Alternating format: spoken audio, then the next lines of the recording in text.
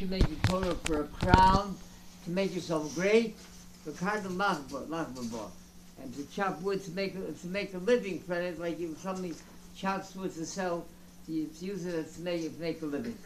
The tzaddik lived during the time of the second Beis Hamikdash, when it was about to be chorb, to destroy the second Beis Hamikdash, and he used all of his chus and his merits, with tefillah and tshuva. He did everything possible. He fasted the incredible amount of 40 years. He fasted that the Rebbeinu Shalom shouldn't let that take place, that the Beis Hamikdash should not be chorb. And Rabbi Yochanan ben Zakkai, measuring the greatness and the piety, the tzidkis, the chusim of that tzaddik, he said, had there been one more in Klal Yisrael, one more like that tzaddik, so he said the Beis Hamikdash, these two together, their chusim Beis Hamikdash would not have been destroyed. Well, to make a Torah, you shouldn't make the Torah a crown to make yourself great. He asked several Gedolim, what is the Ponevezher, Rabbi Paul Volozhiner, and they asked some others, what is exactly the duty, the tafkid of a Rov, a Mord Asher, the community, what exactly is his job? One said about Pashtin Shailis, one said saying Musar, and then they asked him Chaim Brisker, so he said no. He said the job of a Rav is to make sure that the Almanis and Yisraelim are taken care of. It was in time Reb Leibler Chosid, in his town, so there was a Beis Yisraelim, the kitchen, the cupboard was bare, and the poor Yisraelim didn't have what to eat. So they came, the Gaboy, the trustees of the orphan home came running to Bleibele, and they said to him, they said, Rebbe, they said, the cupboard is bare. We approached everybody we could. Said, we don't know what else to do. He said, you approached everybody? Really? He said, yeah, but except for one.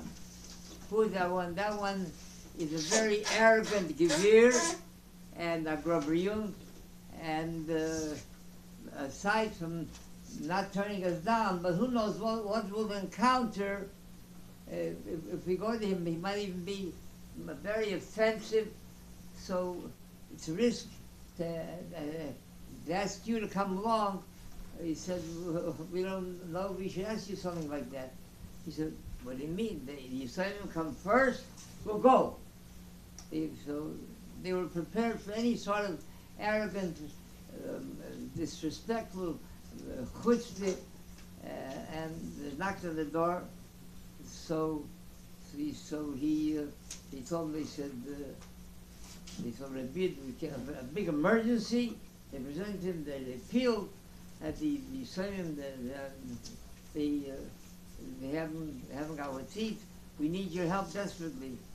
He said, I'm not interested. And he takes and not only did he turn him down, he takes and he slaps the Ravens, Reb Leibele himself. The others were overwhelmed. This they didn't expect. He was beside himself. He had no idea how in the world to react to such chutzpah, something like that. So Reb Leibele, he stood up to the Gevir, he says, Reb Yid, he said, that's from me. Now he said, take care of the Yisrael. So, like Sasa Torah is Garable. There was I might have mentioned a story before, and there was a so-called rabbi who, on the other, who published a bulletin for the trade. People would write, the so-called Rabbanim would write him letters, different problems they had, how to deal with the community. So he writes, he publishes in his bulletin, a rabbi from somewhere in the Carolinas or something, writes him a letter, He said, 10 o'clock at night, the phone rings. I was startled. Startled, was it? He says, and pick up the phone and then say, a teenager who hysterical. He said, Rabbi, I must see you. He said, you'll call my secretary in the morning. He said, no, I can't wait. I must see you now. I must see you. You can't wait? No, he said, you cannot. I must see you right now. That's all that. He said, okay, come over. He said, this teenager drives over on his bicycle, breathless, and he said, young man, what is the problem? So he said, my father was by the doctor today, and they had all the reports, and the reports were that he has, Rahman al-Islam, he has a terminal illness. So this rabbi writes, he said, what did he want from me? What am I supposed to do? So the son said, what is he supposed to do? He's supposed to ask the board for a raise. What is he supposed to do? I went to speak. They invited me to speak here in the different minyanim in the colonies. So on the way, I was Shabbos morning. I'm walking with my palace, and I'm passing the Catholic Church here.